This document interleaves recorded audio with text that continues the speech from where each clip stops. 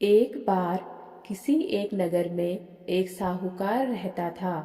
उसके घर में धन संपत्ति की कोई कमी नहीं थी, लेकिन साहूकार के कोई संतान न होने के कारण वह सदैव दुखी रहता था। संतान प्राप्ति हेतु वह हर सोमवार को व्रत रखता था और पूरी श्रद्धा भक्ति के साथ शिव मंदिर जाकर भगवान शिव और माता पार्वती की पूजा अर्चना करता था।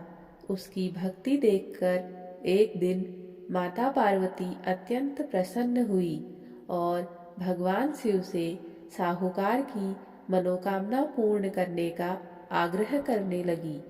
पार्वती जी के आग्रह पर भगवान शिव ने कहा, हे देवी, इस संसार में हर प्राणी को उसके कर्मों का फल मिलता है और जिसके भाग्य में जो हो उसे भोगना ही पड़ता है।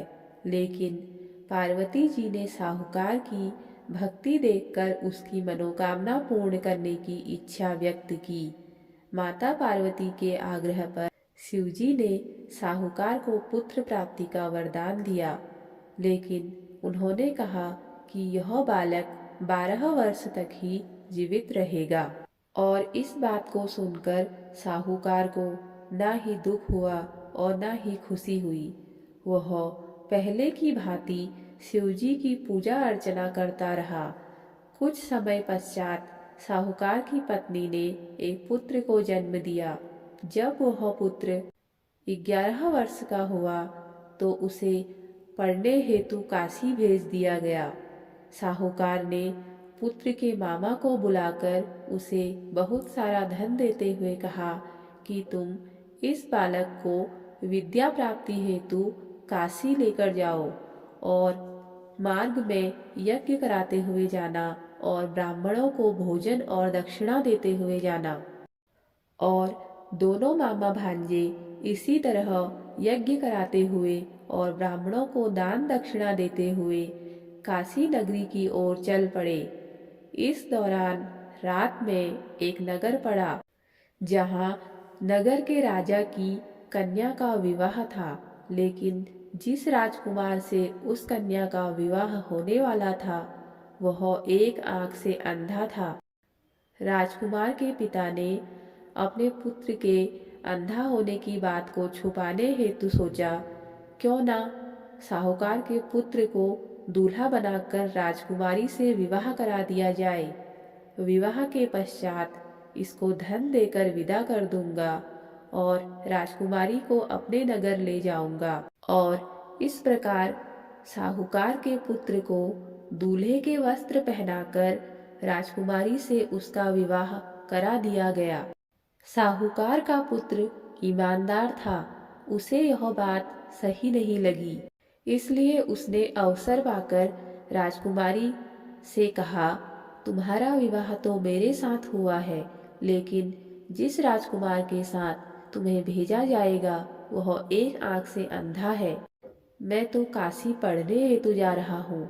जब राजकुमारी ने यह बात सुनी तो उसने अपने माता पिता को यह बात बताई। तब राजा ने अपनी पुत्री को विदा करने से इनकार कर दिया और बारात वापस चली गई। दूसरी ओर साहूकार का लड़का और उसका मामा काशी पहुँचे और वहां पहुंचकर उन्होंने यज्ञ किया। जिस दिन लड़का 12 वर्ष का हुआ उस दिन भी यज्ञ का आयोजन था। लड़के ने अपने मामा से कहा कि मेरी तबीयत कुछ ठीक नहीं है। मामा ने कहा कि तुम अंदर जाकर आराम कर लो। शिवजी के कथनानुसार कुछ ही देर में उस बालक के प्राण निकल गए।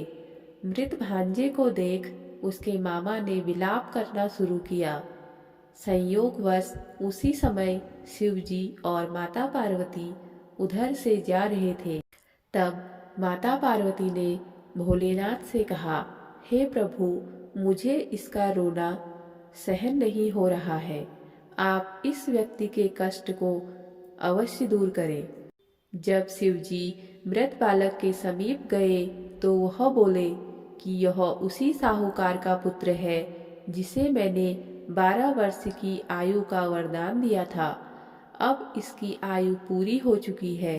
परंतु मातृभाव से विभोर माता पार्वती ने कहा कि हे प्रभु, आप इस बालक को और आयु देने की कृपा करें, अन्यथा इसके वियोग में इसके माता पिता भी तड़प तड़प कर मर जाएंगे। माता पार्वती के पुनः आग्रह पर शिवजी ने उस लड़के को जीवित होने का वरदान दिया।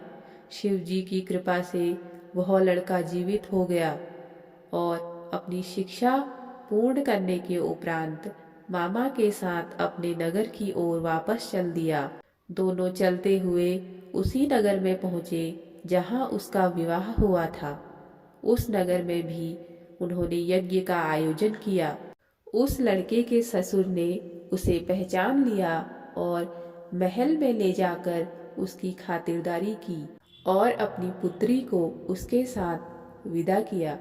इधर साहूकार और उसकी पत्नी भूखे प्यासे रहकर अपने पुत्र की प्रतीक्षा कर रहे थे।